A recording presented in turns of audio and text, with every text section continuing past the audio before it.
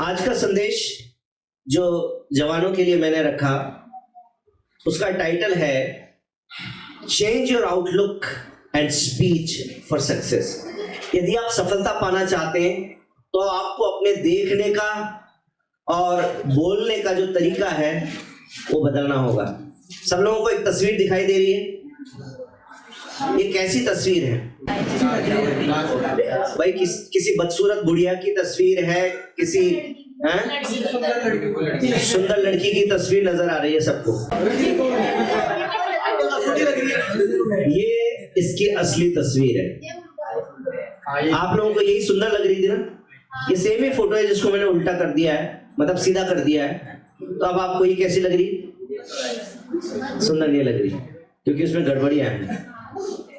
तो कहने का मतलब क्या है, कई बार ऐसा हो सकता है कि हमारा नजरिया जो है वो कुछ और हो सकता है, या हम जो प्रकट में कुछ देख रहे हैं उसके अंदर हो सकता है वो चीज हमें अच्छी दिख रही हो, लेकिन वो शैतान का एक छलावा हो सकता है। जो हमें अच्छा लग रहा है, जिसमें हमारा समय जा रहा है, जिसमें हमारी ऊर्जा जा रही है। जवानी के समय में ये चीजें बहुत जरूरी है। हमारी ऊर्जा हमारे पास में सबसे ज्यादा होती है, लेकिन हमारी ऊर्जा सही जगह पे जाए ये जरूरी है। हमारा समय हमारे पैसे से ज्यादा कीमती है।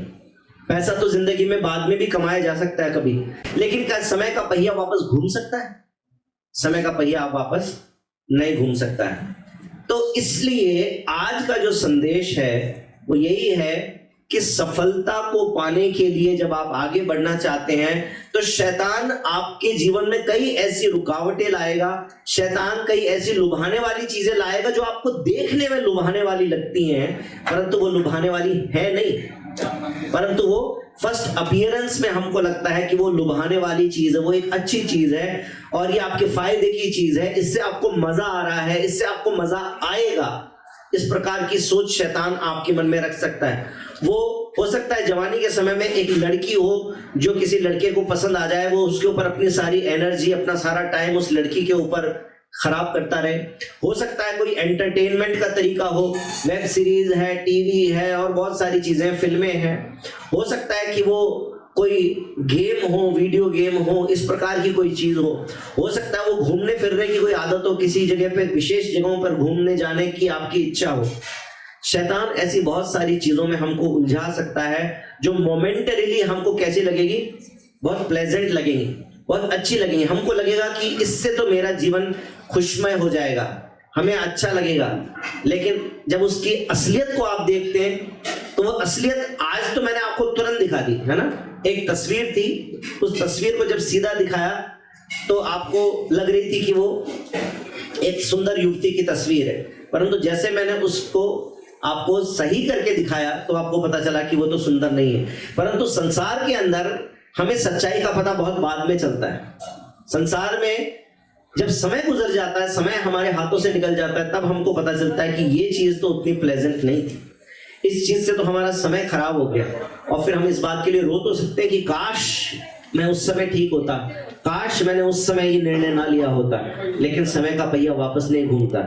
इसलिए आज वो समय है जब अपने देखने के नजरिए को और अपने बोलने के तरीके को हमें बदलने की जरूरत है। यदि आप सफलता पाना चाहते हैं तो आपको ये करने की जरूरत है। मेरे साथ में एक वचन निकालिए, 1 कुरिन्थियों 2 अध्याय और उसका 16 वचन।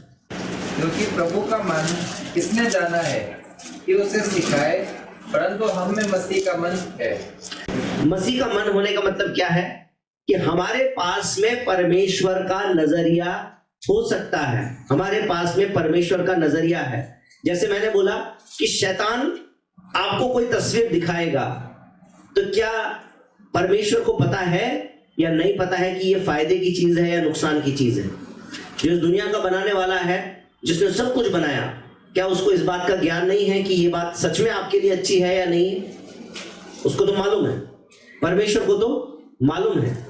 और बाइबल में लिखा है कि तुम में मसीह का मन है। अगर आप यीशु मसीह के विश्वासी हैं, आप में मसीह का मन है, यदि आपके अंदर मसीह की सोच है, यदि आप में मसीह का विश्वास है, तो आपको वो नजरिया मिल सकता है जो नजरिया परमेश्वर का है, और फिर शैतान आपको धोखा नहीं दे पाएगा। आपको नजरिया बदलने की जरूरत है। बाइबल के अंदर हम 2-3 घटनाएं देखेंगे जहां पर हम एक नजरिए को देखते हैं। सबसे पहले मेरे साथ में गिनती की किताब में आइए, उसका 13 अध्याय। वहां पर एक घटना है कि यहोशू से मूसा ने कहा है कि जाओ, ये देश का वायदा परमेश्वर ने हमें किया है, अब हमको सामने देश नजर आ रहा है, कनान देश, तो इसमें हमको जाना है और इसको हमें जीत लेना है क्योंकि ये परमेश्वर की तरफ से हमको दिया गया है। तो उसने बोला कि अब ये क्या करना पड़ेगा, वहां पर हमें कुछ गुप्तचर भेजने पड़ेंगे। तो उन्होंने कई गुप्तचरों को भेज दिया है, जिन लोगों को कनान देश में भेदियों के रूप में भेजा गया। और 17 वचन पढ़िए। क्योंकि कनान देश का भेद लेने को भेजते समय मूसा ने कहा। हाँ, मूसा ने इन सब को बोला जो भेद लेने जा रहे थे कि इधर से अर्थात दक्षिण देश से होकर जाओ और आगे और पहाड़ी देश में जाकर उस देश को देख लो। क्या कर लो? उस देश को देख लो, देख लो कि कैसा है और उसमें बसे हुए लोगों को भी देखो कि वे बलवान हैं या निर्बल। लोगों को भी देखना कि वो बलवान हैं, निर्बल हैं, थोड़े हैं या ज्यादा हैं। फिर और जिस देश में वे बसे हुए हैं वह कैसा है, देश कैसा है, अच्छा है, बुरा है, कैसी बस्तियों में लोग बसे हुए हैं, तंबुओं में रहते हैं, गढ़ में रहते हैं, किलों में रहते हैं, कैसा है। फिर आगे और वह देश कैसा है, ये भी देख लेना कि वो देश कैसा है, उपजाऊ है, बंजर है और उसमें है या नहीं, और उसमें खियाब बांधो और चलो और उस देश की से कुछ लेते भी आना। वह समय पहली पक्की दाखों का था। उसमें से कुछ लेते भी आना। क्यों लेते आना? ताकि हमको भी देखने को मिल जाए कि वहां की उपज वैसी ही है या नहीं है जैसा तुम बता रहे हो। सबसे आगे पढ़े जरा, 2 नजरिए हमको देखने को मिलते हैं 30 वचन से। पर कालेब ने मूसा के सामने प्रजा के लोगों को चुप कराने के विचार से कहा, हम अभी चढ़ के उस देश को अपना कर ले। हाँ, एक व्यक्ति की तो सोच यह है कि देख के आ गया, कह रहा है कि हम उस देश को अपना कर लें। और 31 वचन में पर जो पुरुष उसके संग गए थे उन्होंने कहा उन लोगों पर चढ़ने की शक्ति हम में नहीं है क्योंकि वे हमसे बलवान हैं। तो उन्होंने अपनी आंखों से देख लिया अनाक वंशियों को, इसलिए अब उनके मन में क्या आ गया है? अब उनके मन में डर आ गया है। इसलिए वो कह रहे हैं हमारे बस की नहीं है, हम नहीं कर पाएंगे। एक नजरिया बना लिया है, परिस्थिति को देखकर एक नजरिया बना लिया है।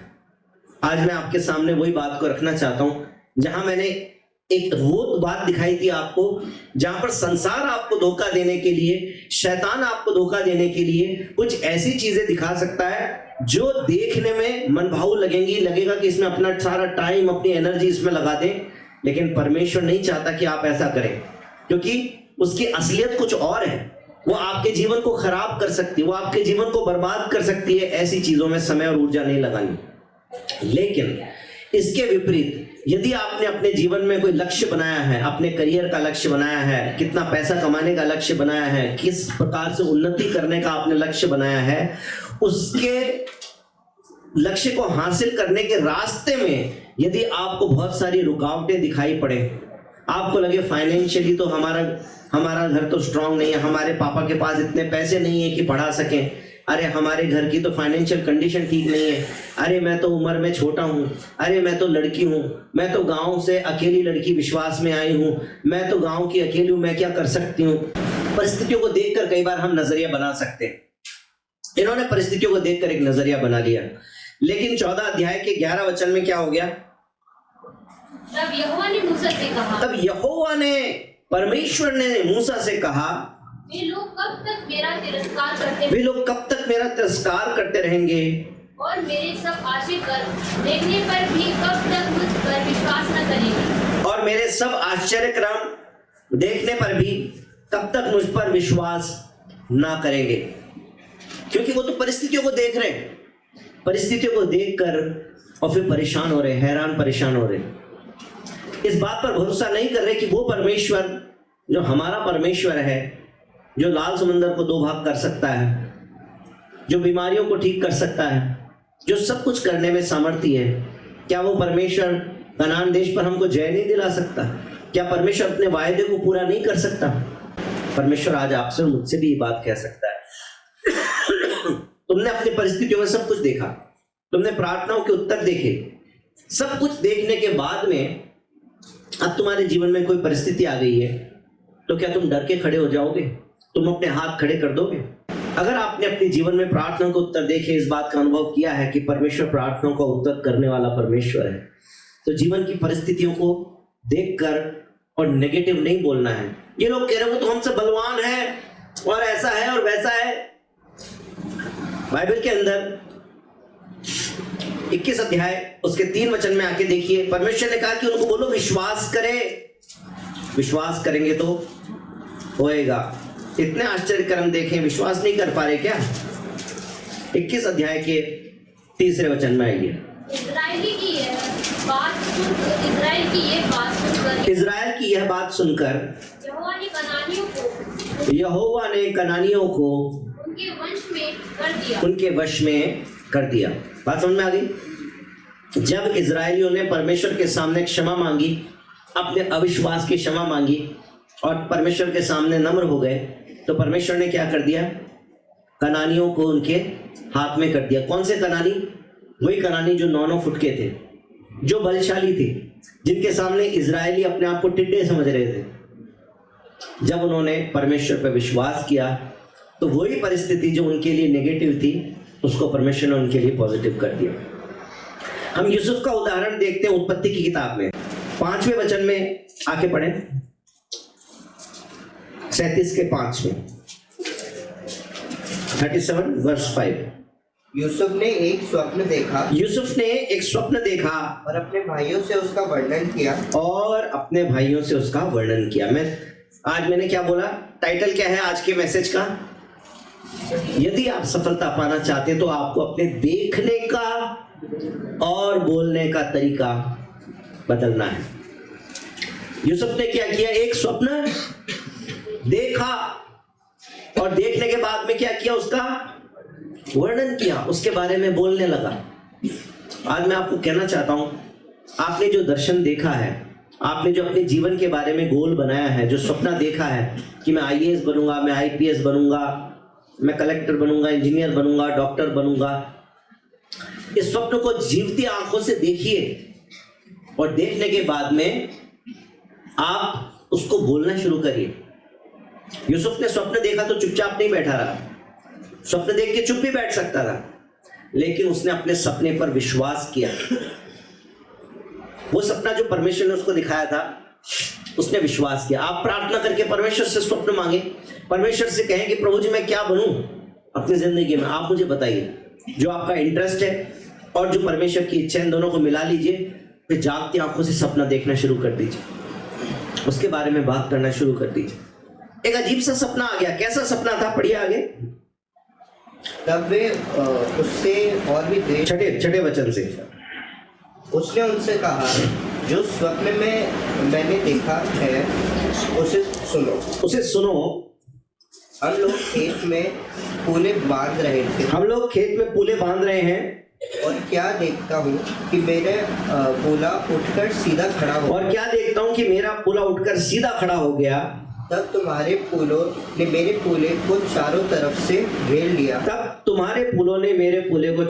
से घेर लिया, और उसे दंडवत किया। सपना अजीब लगता है। अपने से बड़े भाइयों को, माता पिता को इस प्रकार की बात बोलना कि मेरा पूला तो खड़ा रहेगा, तुम्हारे पूले दंडवत करेंगे, नेगेटिव बात लगती है और इम्प्रैक्टिकल बात लगती है। लेकिन उसने अपने स्वप्न को छुपा के नहीं रखा, प्रकट कर दिया।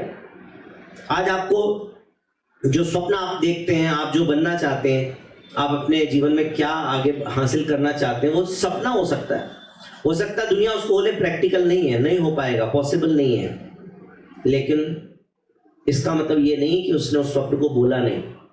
खुद ही सोच सकता था प्रैक्टिकल नहीं है, कैसी अजीब सी बात है, ऐसा सपना तो नहीं आना चाहिए मेरे को, और चुप बैठ सकता था। लेकिन उसको देखने की कला मालूम थी, और जो दिखता है उसके बियॉन्ड देखने की कला भी उसको आती थी। उसको अपनी आंखों से क्या क्या देखना पड़ा। 12 वचन से आगे जब आप पढ़ते हैं तो पता चल रहा है कि उसके भाइयों ने उसको बेचने का षड्यंत्र कर लिया है। 18 वचन में पढ़े, 37 का 18। जो भी उन्होंने उसे दूर से आते हाँ, जो ही बड़े भाइयों ने उसको यूसुफ को दूर से आते देखा तो उसके निकट आने के पहले ही उसे मार डालने का षड्यंत्र रचा। हाँ, तो उसके निकट आने से पहले ही मार डालने का षड्यंत्र रचने लगे।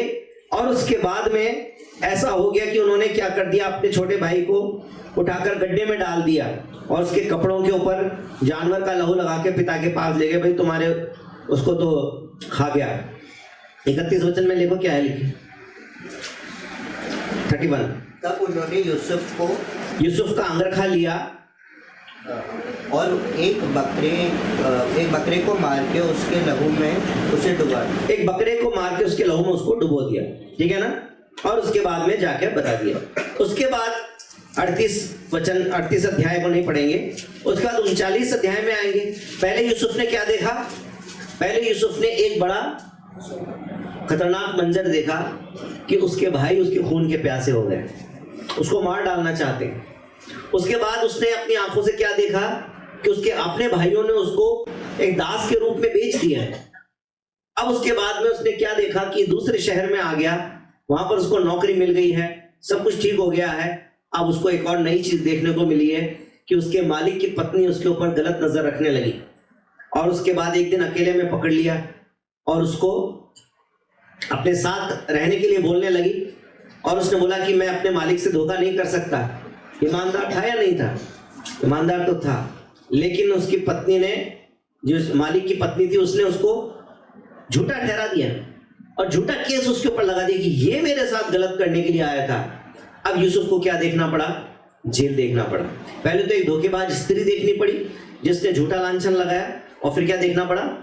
जेल देखना पड़ा। लेकिन क्या यूसुफ इन्हीं परिस्थितियों को देख रहा था? यूसुफ सिर्फ इन परिस्थितियों को नहीं देख रहा था, इन परिस्थितियों के बियॉन्ड वो अपने परमेश्वर को देख रहा था कि इन सारी बातों के अंदर परमेश्वर मेरा न्याय करेगा, इन सारी बातों से परमेश्वर मुझे छुड़ाएगा। तभी तो इतना कुछ घट गया। और पोतीफर की पत्नी उसको जब पकड़ रही है, उस समय वो क्या कह रहा उस पोतीफर की पत्नी को कि मैं परमेश्वर के सामने ऐसा गलत काम नहीं कर सकता हूं। वो परमेश्वर का डर मानता था, उसको इस परिस्थिति के बियॉन्ड अपना परमेश्वर दिख रहा था। और उसके बाद में उसको जेल पहुंचा दिया गया, क्योंकि मालिक ने किसी बात को समझा नहीं।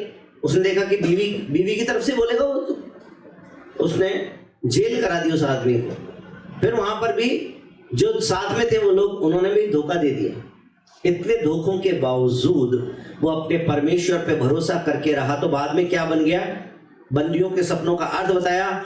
उनके अंदर से एक बंदी तो धोखा दे गया, परंतु दूसरे ने राजा फिरौन को बताया कि सपनों का अर्थ बताना तो यूसुफ को आता है। और फिर यूसुफ उसने फिरौन के सपने का अर्थ बताया। और उसके बाद 41 अध्याय और उसके 37 वचन से आगे हम इस बात को देखते हैं कि फिरौन, उसके सारे कर्मचारियों को ये बात अच्छी लगी, इसलिए फिरौन ने अपने कर्मचारियों से कहा, क्या हमको ऐसा पुरुष जैसा ये है जिसमें परमेश्वर का आत्मा रहता है मिल सकता है? और 41 वचन में लिखा है, फिर फिरौन ने यूसुफ से कहा, सुन, मैं तुझको मिस्र के सारे देश के ऊपर अधिकारी ठहरा देता हूं। इस सारी घटना को आप अपने आप पढ़ लीजिएगा, पूरा नहीं पढ़ रहा हूं आपके साथ में, लेकिन आपको बताना चाहता हूं कि अपने परिस्थितियों के बियॉन्ड देखना उसको आता था। जो आंखों से सिर्फ दिख रहा है उसके ऊपर नहीं, क्योंकि आंखों के देखे के कारण तो धोखा हो सकता है। जैसे मैंने शुरू में आपको बताया कि शैतान धोखे की चीज आपके सामने रख सकता है कि वो दिखा रहा है आपको कुछ और जो आपको अच्छी लग रही है, जिसमें आपका समय ऊर्जा जा रही है, परंतु असल में वो है नुकसानदायक। ऐसा हो सकता है। या ऐसा हो सकता है कि जीवन की परिस्थितियां ऐसी हो कि वो परिस्थितियां जो है वो आपको नीचे गिरा देना चाहती हैं। लेकिन परमेश्वर के वचन में एक जवान 17 साल के लड़के यूसुफ के बारे में हम देखते हैं कि वो परमेश्वर के संग संग रहता था, परमेश्वर की आज्ञा में चलता था, परमेश्वर का डर मानता था, परमेश्वर उसके साथ रहा। जीवन में कठिन परिस्थितियां तो उसने देखी, रुकावटें तो उसने बहुत देखी, लेकिन अंत में क्योंकि वो परमेश्वर के साथ चलता था तो परमेश्वर ने उसको मिस्र देश का प्रधानमंत्री बना दिया। हमें पहला शमूएल में आइए मेरे साथ में, और उसका 17 अध्याय का 42 वचन। जब पलिश्ती ने दृष्टि करके दाऊद को देखा, जब पलिश्ती कैसा था? वैसा ही अनाक वंशियों जैसा 9 फुट का है, लंबा चौड़ा पलिश्ती था वो। उस पलिश्ती ने दृष्टि करके दाऊद को देखा, तब उसे तुच्छ जाना, वो तुच्छ जाना, अरे पतला दुबला सा लड़का है, क्योंकि वो लड़का ही क्योंकि वो लड़का ही था और उसके मुख पर लाली झलकती, उसके मुख पर लाली झलकती थी और वह बहुत सुंदर था। और वो सुंदर था। तब फलिस्ती ने दाऊद से क्या कहा, क्या मैं कुत्ता हूं कि तू लाठी लेकर मेरे पास आया? क्योंकि दाऊद ने न तो कोई तलवार ली, ना कोई भाला लिया, ना कोई अपने बचाने के लिए ढाल ली, कुछ भी नहीं लिया।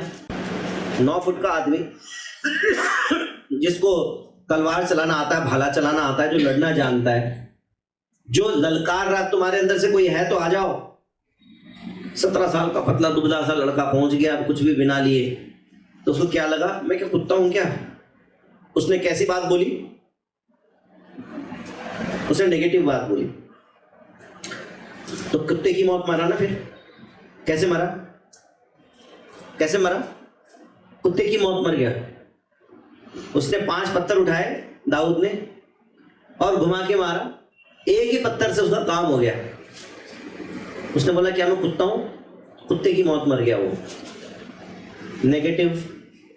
उसको लगा परिस्थिति तो कुछ भी नहीं है। क्या परिस्थिति है? 17 साल का लड़का ही पतला दुबला सा ही क्या करेगा मेरा? कई बार हम परिस्थितियों को अंडर एस्टिमेट करके खुद भी हम घमंड में कुछ बात बोल सकते हैं, लेकिन घमंड में बात बोलने वाले का नुकसान वैसे होता है जैसे इस फलिश्ती का हुआ, गोलियत का। सही है ना? 42 वचन से 51 वचन को आप पूरा पढ़ के देख लीजिएगा। मेरे भाइयों और बहनों, बच्चों, दाऊद को 9 फुट के गोलियत के पीछे कौन दिखाई दे रहा था? वो अपनी परिस्थिति के बियॉन्ड देख रहा था। उसने बोला कि ये फलिश्ती होगा 9 फुट का, परंतु सेनाओं के यहोवा के नाम से आता हूं मैं, इससे मैं क्यों डरूं? मेरी बात समझ में आ रही है आपको? आपके जीवन की परिस्थितियां 9 फुट के उस गोलियत के समान खड़ी हो सकती हैं। आपके आत्मिक जीवन में कुछ बातें जो है वो गोलियत बन के खड़ी हो सकती है। कोई आपकी बुरी आदत ऐसी हो सकती है जो आपके सामने गोलियत बन के खड़ी रहे, परंतु आपको उस परिस्थिति के सामने घबराना नहीं है। आपको अपने देखने का नजरिया बदलना है कि इस परिस्थिति से भी बियॉन्ड मेरा परमेश्वर है जो मेरे साथ है। वो कहता है मैं तो यहोवा, सेनाओं के यहोवा के नाम से आता हूं। ये कौन है जो सेनाओं के यहोवा को ललकारता है? परमेश्वर के लोगों को ललकारता है। उसकी सोच उस परिस्थिति को देखकर नहीं बदल गई। 9 फुट के आदमी को देख के वो भी थर-थर कांप सकता था। अरे इतनी मोटी तो इसकी तलवार है, मेरी जांग के बराबर के तो इसके हाथ हैं, मैं इससे क्या लड़ूंगा? देखने से तो घबरा सकता था, लेकिन घबराया नहीं, क्योंकि परमेश्वर चाहता है कि तुम इम्पॉसिबल के बियॉन्ड देखना शुरू करो। जो तुमको लगता है कि असंभव है, उसके भी बियॉन्ड देखना शुरू करो। परमेश्वर के वायदों पर विश्वास करना शुरू करो। परमेश्वर ने वचन में बहुत सारे वायदे किए, आप और मैं उन वायदों पर विश्वास करने से क्यों घबराते हैं? ये परमेश्वर आपसे और मुझसे चाहता है कि अपने देखने का नजरिया बदले, कि जिन बातों को, परिस्थितियों को देखकर हम हताश हो जाते हैं, हताश होने की जरूरत नहीं है, उसके बियॉन्ड देखना है। मेरे जवानों में आपसे कहना चाहता हूं, मैंने यहाँ पर 5 बातें लिख रखी, आप देख रहे होंगे। बहुत सारे लोग अपने जीवन में इन एक्सक्यूजेस को देते हैं। सबसे पहले, लोग क्या कहेंगे। और किसी विद्वान आदमी ने कहा है कि आप ये सोचोगे कि लोग क्या कहेंगे तो लोग क्या सोचेंगे, तो इसलिए आपको सोचने की जरूरत नहीं। लोग क्या सोचेंगे वो लोगों को सोचने दो, लोग क्या कहेंगे वो उनको करने दो। आपका काम नहीं है, आपका काम है परमेश्वर के वचन के अनुसार उस विश्वास की बात को बोलना है। वो जो परिस्थितियां हैं उनके बियॉन्ड आपको देखना है, अपने परमेश्वर के वायदों पर आपको भरोसा करना है। दूसरा, मुझसे नहीं होगा, मुझे नहीं आता, मुझसे कैसे होगा, मुझसे कैसे होगा, इस बात से कभी डरना नहीं है। उस डर से भी आगे एक कदम आपको बढ़ना है। इसलिए दुनिया में बोल देते हैं लोग, हालांकि वो सुनी सुनाई बात है, लेकिन मैं आजकल सब जगह बोल देता हूं, डर के आगे ऐसे बोल देते हैं। डर के आगे डर के बैठ जाओगे तो जीत नहीं मिलेगी, फिर निराशा भी मिल सकती है, हार भी मिल सकती है, लेकिन डर के आगे परमेश्वर पर विश्वास करके एक कदम बढ़ाओगे तो फिर जीत मिल जाएगी। आमीन। इसलिए कभी ये मत कहना कि ये मुझसे नहीं होगा, मुझसे कैसे होगा। आपको एक बार विश्वास करके, परमेश्वर पर भरोसा करके कदम उठाना है। पतरस के समान, पतरस फिर पानी पे चल पड़ा था, इस प्रकार से आप भी असंभव के ऊपर चल जाएंगे, क्योंकि परमेश्वर आपके साथ है। हमें तीसरी बात, एक डर जिसके कारण इंसान कदम ही नहीं उठाता, वो क्या है? अगर मैं फेल हो गया तो, फेल हुए नहीं अभी, लेकिन भविष्य की अनर्थ कल्पना करके अगर मुझसे नहीं हुआ तो, अगर मैं फेल हो गया तो फिर किस बात का डर है वापस? लोग हंसेंगे, है ना? अगर मैं फेल हो गया तो लोग हंसेंगे, अगर मुझसे नहीं हो पाया तो लोग हंसेंगे, फिर से वही समस्या है। इस डर को अपने अंदर से निकाल देना है। अगर थॉमस अल्वा एडिसन अगर इस बात से डर के बैठ जाता कि मेरे पहले एक्सपेरिमेंट में मैं फेल हो गया तो कभी भी ये बिजली से चलने वाला बल्ब कभी बनता नहीं, क्योंकि 999 बार फेल होने के बाद में उसने 1000वीं बार में बल्ब बनाया था। किसी पत्रकार ने पूछा, आपको कैसा लगता है आप 999 बार फेल हो गए? बोलते नहीं, मैं 999 बार फेल नहीं हुआ, मुझे 999 वो तरीके पता चल गए जिससे बल्ब नहीं बन सकता, 1000वीं बार में बना। आपको हमेशा इस बात को याद रखना पड़ेगा कि असफलता सफलता के उस मंजिल की एक सीढ़ी है, परंतु हर एक असफलता आपको पहले से एक कदम ऊपर ले जाएगी, फिर और ऊपर ले जाएगी, और इस प्रकार से आप अपनी मंजिल को हासिल कर लेंगे। इसलिए कभी इस बात से मत डरिए कि मैं फेल हो गया तो लोग हंसेंगे, तो इस बात के ऊपर कभी भी गौर नहीं करना, क्योंकि हंसने वाले वो लोग होते हैं जिन्होंने कभी प्रयास ही नहीं किया। क्योंकि अगर वो प्रयास करते तो वो सफल हो जाते, अपनी सफलता से पहले हो सकता वो भी अपने जीवन में असफलता को झेलते, वो आपकी असफलता पे कभी नहीं हंसेंगे। असफलता पे वो हंसता है जिसने कभी असफलता को देखा नहीं। क्यों नहीं देखा? क्योंकि उसने कभी प्रयास ही नहीं किया। तो जिसने प्रयास ही नहीं किया उसके हंसने से आपको क्या फर्क पड़ता है? तो कभी भी डरना नहीं। चौथी बात जो कभी किसी विश्वासी के जुबान पे नहीं आनी चाहिए, मेरी किस्मत ही खराब है। मैं कई विश्वासियों के मुंह से भी ये बात सुन लेता हूं, अरे मेरी किस्मत ही खराब है, परमेश्वर मेरी प्रार्थना नहीं सुनता। बस एक लाइन में परमेश्वर और किस्मत दोनों एक साथ कैसे बोल सकते? मैं कहता हूं जो परमेश्वर पे विश्वास करता है उसको किस्मत पे विश्वास करने की जरूरत नहीं है, और जो किस्मत पर विश्वास करता है उसका परमेश्वर पे कोई भरोसा नहीं है। मेरी किस्मत ही खराब है, ये बिलीवर के शब्द नहीं हो सकते, क्योंकि किस्मत का मतलब होता है जहां पर कुछ भी चीज अनसर्टन है, अननोन है, आउट ऑफ कंट्रोल है। लेकिन परमेश्वर के लिए कुछ भी अननोन, अनसीन, अनकंट्रोल्ड नहीं है। तो आपका परमेश्वर वो परमेश्वर है जो भविष्य को जानता है, जो सारी बातों का ज्ञानी परमेश्वर है। इसलिए आपको किस्मत पर विश्वास करने की जरूरत नहीं है। और लास्ट में, मेरे पास टाइम नहीं है। हम सबके पास में दिन 24 घंटे का ही रहेगा। इस टाइम का अच्छा मैनेजमेंट कौन करेगा, इस टाइम को अपने हिसाब से कौन चलाएगा, तो वो संसार के अंदर जय पाएगा। मैंने प्रांजल को एक बात हमेशा बोली है, आज आप सबको भी बोल रहा हूं, अगर आप टाइम का आदर नहीं करोगे तो कल टाइम आपका आदर नहीं करेगा। अगर आज आप टाइम का आदर करोगे तो कल टाइम आपका आदर करेगा। तो याद रखिए, टाइम नहीं है मेरे पास ये मत कहिए।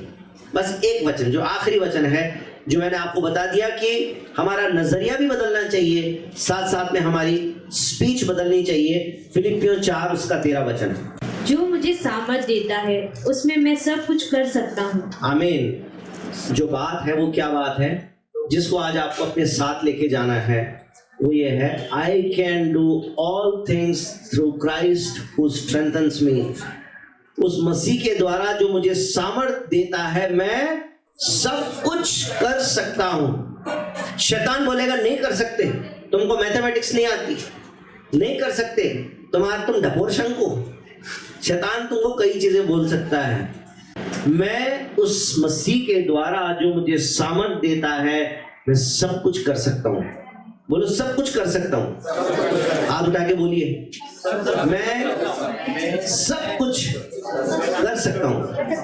इस बात पर विश्वास करना है। आपको परिस्थितियों के बियॉन्ड देखना है, अपने परमेश्वर के वायदों पर भरोसा करना है, और इस बात को अपने मुंह से अंगीकार करना है। यूसुफ ने अपने स्वप्नों को छुपाया नहीं, यूसुफ ने बोल दिया। हमको आज अपना देखने का नजरिया बदलने की जरूरत है, अपना बोलने का तरीका बदलने की जरूरत है। नेगेटिव बोलना बंद कर दीजिए और पॉजिटिव बोलना शुरू करिए। परमेश्वर के वायदों पर विश्वास करिए, प्रार्थना का जीवन बिताइए। आने वाले समय में परमेश्वर आपके जीवन में बड़ी बड़ी बातों को करने जा रहा है। आमीन। बोले यीशु मसीह की।